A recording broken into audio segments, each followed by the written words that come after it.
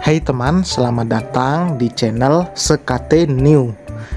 Jangan lupa pada teman-teman untuk like, komen, dan subscribe supaya tidak ketinggalan update dari channel ini. Mimin ucapkan terima kasih. Selamat menyaksikan. Zahra menggeliat. Badannya lumayan remuk redam karena perbuatan Dewangga semalam. Zahra masih enggan untuk membuka mata dan tetap berada di bawah selimut tebalnya walau dia tahu ini sudah lumayan malam. Zahra tak mau memeriksa Dewangga ada di sampingnya atau tidak. Tapi yang pasti dia sudah keluar dari kamar Zahra dan kembali ke kamarnya sendiri tadi dini hari. Dor! Dor! Dor! Mata Zahra yang terpejam tiba-tiba terbuka begitu saja saat mendengar gedoran di pintu kamarnya. Kenapa orang-orang ini sangat susah membiarkannya istirahat? Zahra segera duduk dan mengambil piyama mandinya yang sedikit tebal agar tak nampak jika dia tak memakai apapun. Zahra beranjak dari ranjang dan berjalan menuju pintu sambil menggelung rambutnya yang lumayan acak-acakan. Zahra membuka pintu kamarnya dan rupanya Farid ada di depan kamarnya. Pagi-pagi sudah ribut. Zahra benar-benar lelah dan masih ingin istirahat. Otomatis Zahra sedikit emosi saat Farid menggedor pintunya cukup kencang. "Kamu baru bangun? Semalam kamu lembur lagi."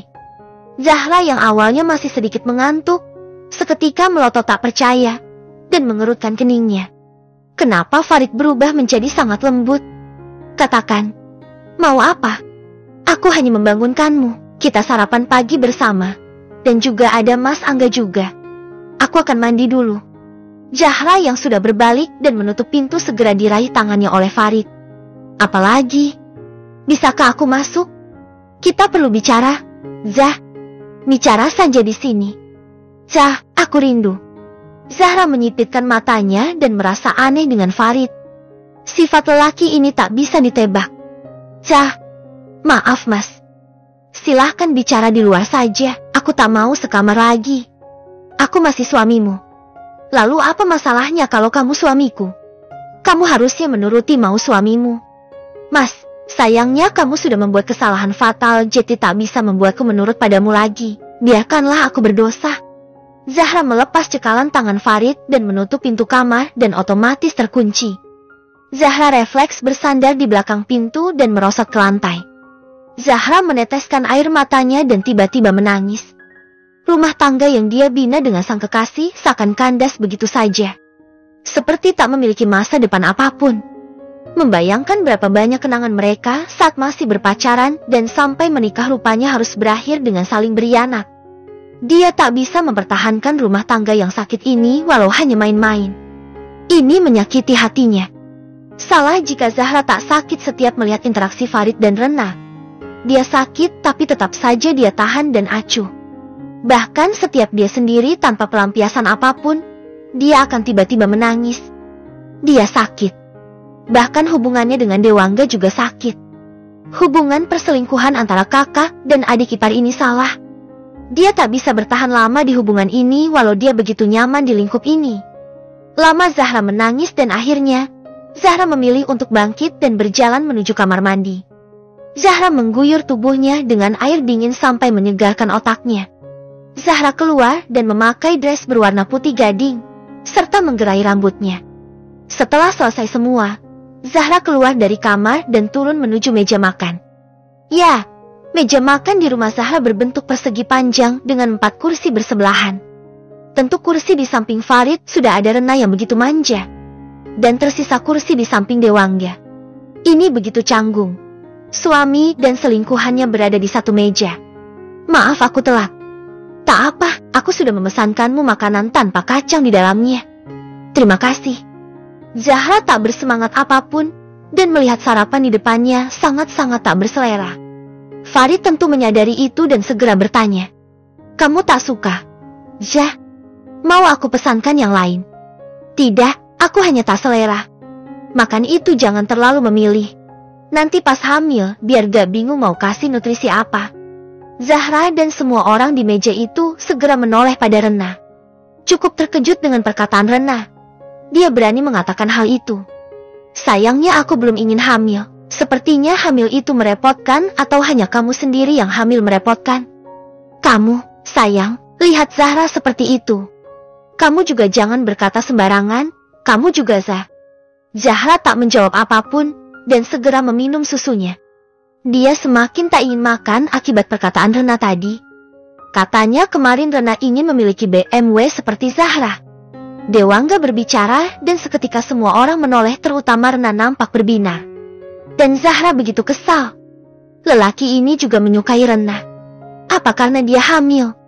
Ya mas, Zahra punya mobil baru, masa aku tak punya? Mas Angga belikan. Maafkan aku, uangku sudah aku investasikan di beberapa perusahaan dan pembangunan proyek. Kalau kamu mau, di garasi rumahku ada beberapa mobil. Apa mobil BMW seperti milik Zahra? Tidak, aku tak pernah mengikuti hal seperti itu. Jeti yang ada di sana saja. Maksudnya? Ya, aku memakai apa yang aku suka. Mungkin edisi lama aku menyukainya. Milik Zahra terlalu mencolok untukku. Jeti mungkin nilainya di bawah Zahra. Tapi aku ingin mobil seperti milik Zahra. Kalau begitu maaf, aku tak bisa memberikannya. Jika memang mau, aku semalam membawa sedanku. Nampak Zahra memicingkan matanya. Baiklah, dia tahu sekarang kalau Dewangga juga menyayangi Rena. Dia sudah tak mood makan apapun. Sedangkan Rena masih berpikir dan Farid menepuk paha Rena agar mengiyakan tawaran Dewangga. Dia tak bisa menyia-nyiakan hal ini. Bagaimanapun sedan milik Dewangga bernilai ratusan juta. Baiklah mas, aku mau mobil itu. Terima kasih mas. Dewangga mengangguk dan meletakkan kunci mobil di atas meja. Sedangkan tangan kanannya meremas paha Zahra. Sepertinya perasaan Dewangga tak enak dengan sikap diam Zahra.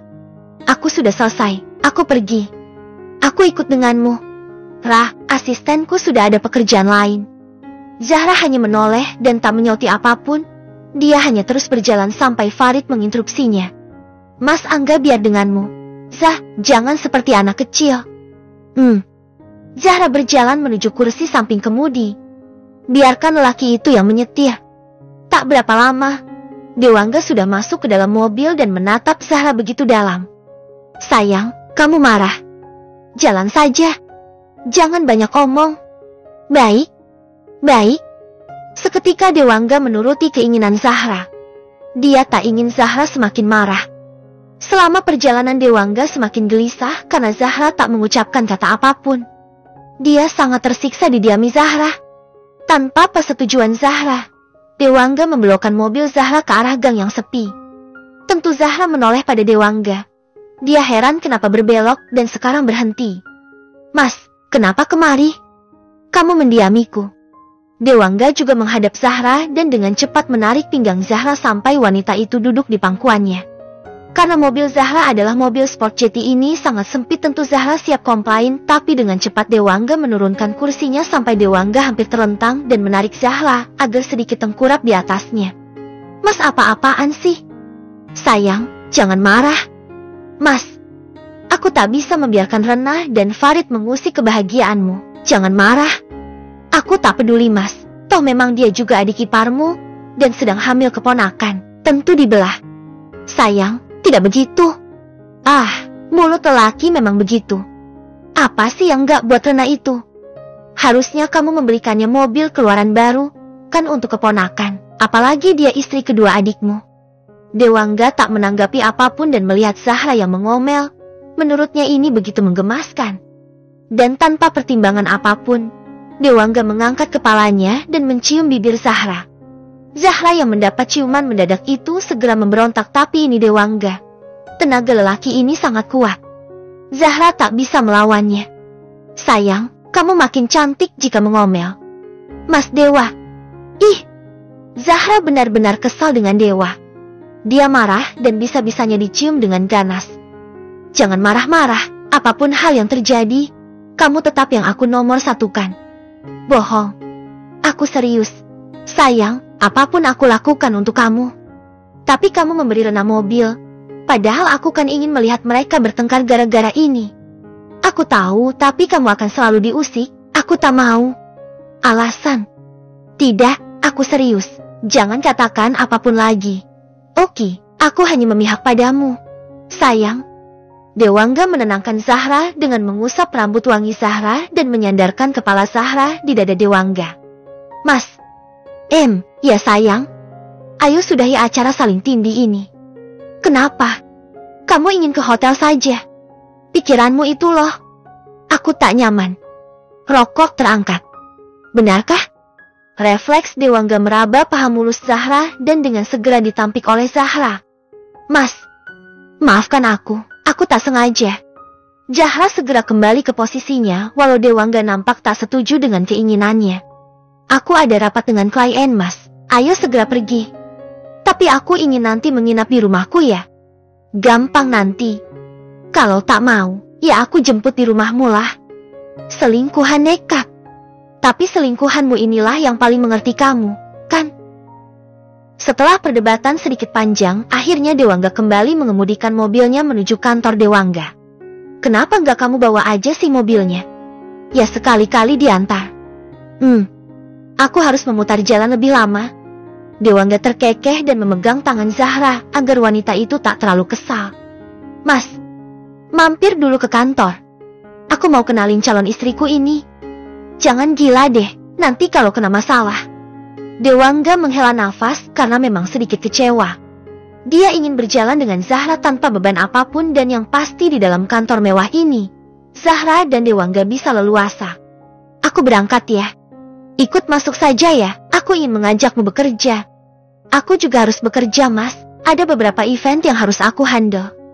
Bagaimana kalau aku nanti rindu? Ya ampun. Kita bisa bertemu setelah selesai kerja, jangan manja. Aku tak bisa kalau tak manja sayang. Zahra tersenyum dan memegang kedua pipi Dewangga. Dengan gemas Zahra menciumi wajah Dewangga dan berakhir di bibir Dewangga sedikit lama dan agresif. Masuk, aku sudah memberimu bekal bekerja. Dewangga yang masih tersenyum karena perlakuan Zahra padanya hanya bisa tersenyum. Dan hanya mengangguk. Setelah itu, keduanya segera turun dan Zahra berpindah posisi menjadi mengemudi. Tapi sebelum Zahra menyentuh mobilnya, tangan Zahra sudah ditarik oleh Dewangga dan memeluknya dengan pelan. Mas, Sesti, jangan teriak, malu dilihat staf. Dewangga berbicara dengan pelan dan nampak semua orang yang berjalan di sana seketika terdiam saat melihat pemandangan yang sangat langka itu. Ya.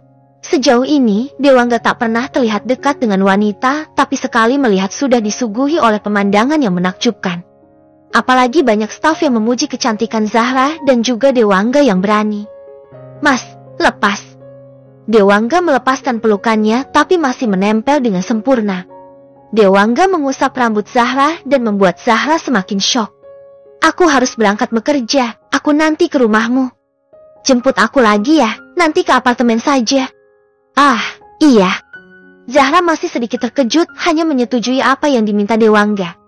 Pikirannya sekarang hanyalah pergi dari sana dan menjauh dari lelaki yang sudah membuat hatinya tak karu-karuan. Zahra harus mengemudi memutar dan sedikit lelah karena semalam dia hampir tak tidur karena Dewangga. Entah mengapa lelaki itu senang sekali membuatnya tak tidur. Setelah hampir 40 menit, akhirnya Zahra sampai di kantor dan tentu sedikit berlari menuju ruangannya. Zahra begitu panik saat masuk ke dalam ruangannya dan semua orang menatapnya penuh amarah. Maafkan aku harus menolong korban kecelakaan. Semua orang diam.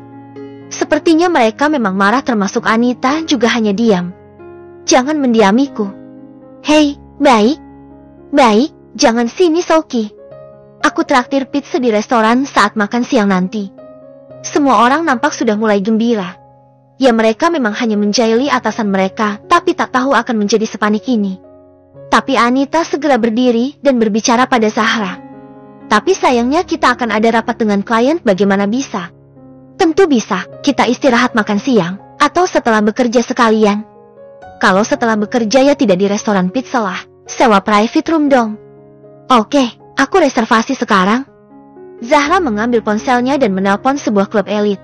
Karena dia salah satu member, Jetty dengan mudah membuat reservasi untuk teman-teman kantornya. Setelah menutup panggilannya, Zahra tersenyum pada semua rekannya.